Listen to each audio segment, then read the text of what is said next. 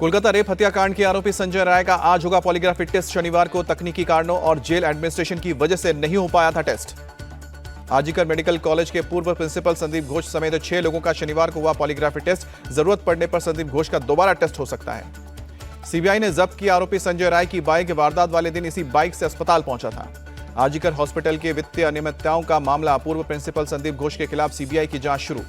कोलकाता में डॉक्टर्स की हड़ताल जारी रहेगी। स्वास्थ्य भवन में बुलाई गई है बैठक में नहीं निकला हल। बंगाल के स्वास्थ्य विभाग ने सीनियर डॉक्टर्स के साथ की बैठक। जूनियर डॉक्टर्स की हड़ताल को लेकर हुई चर्चा। कोलकाता केस को लेकर शनिवार को हुआ विरोध प्रदर्शन। स्टूडेंट्स फेडरेशन ऑफ इंडिया के कार्यकर्ताओं ने न्याय की मांग की।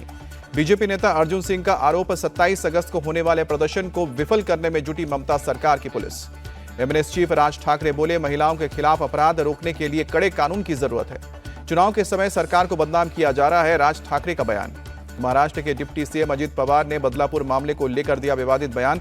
दुष्कर्म करने वालों को जनता की ओर से कड़ी सजा देने की वकालत की। आज एक बार फिर से रेडियो पर मन की बात करेंगे पीएम मोदी। आकाशवाणी पर सुबह 11 बजे होगा प्रसारण। इस बार कार्यक्रम का 113वां एपिसोड होगा। आज महाराष्ट्र और राजस्थान के दौरे पर जाएंगे पीएम मोदी। कार्यक्रम में लेंगे हिस्सा।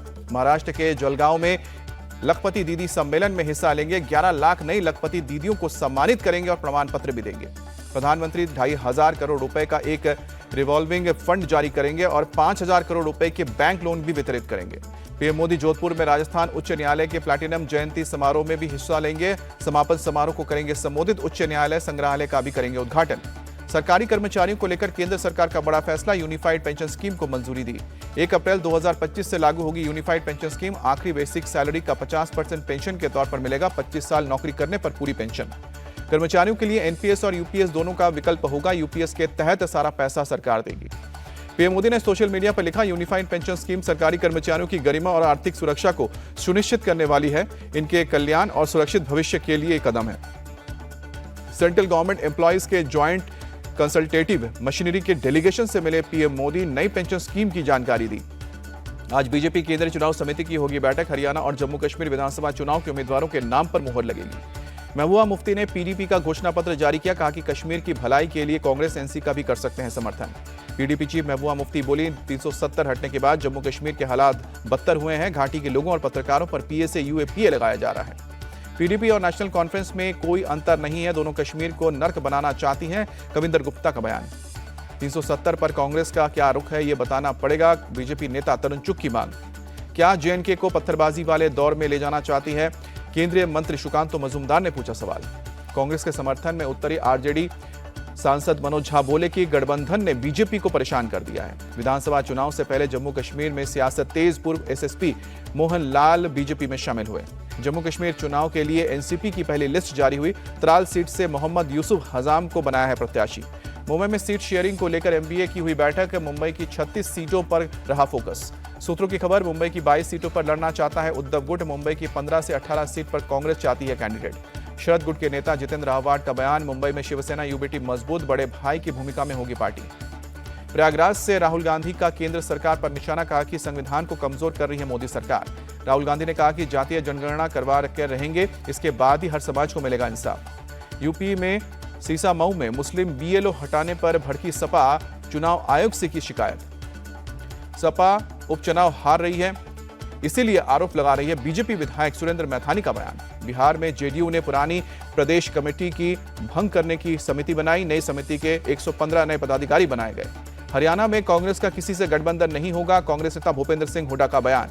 विनेश फोगाट के कांग्रेस में शामिल होने की अटकलों पर बोले सीएम नायब सिंह सैनी, ये उनका निजी फैसला है।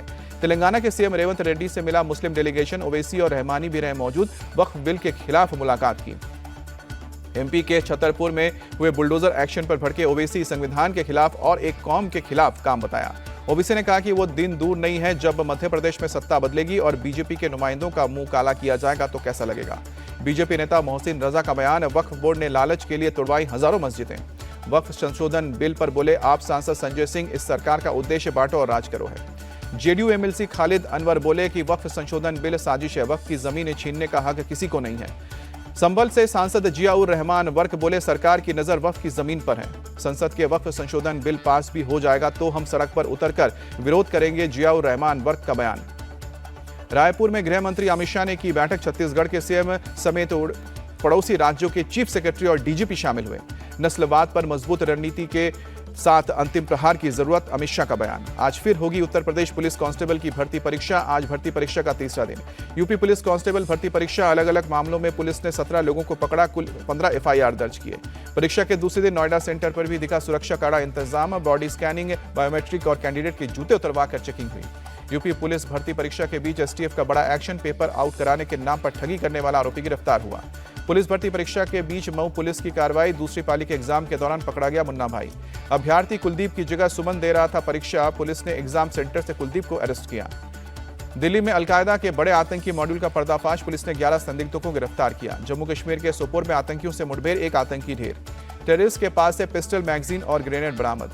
यौन उत्पीड़न के केस में प्रज्वल रेवन्ना की बड़ी मुश्किलें। कर्नाटक एसआईटी ने 2000 से ज्यादा पन्नों की चार्जशीट दाखिल की।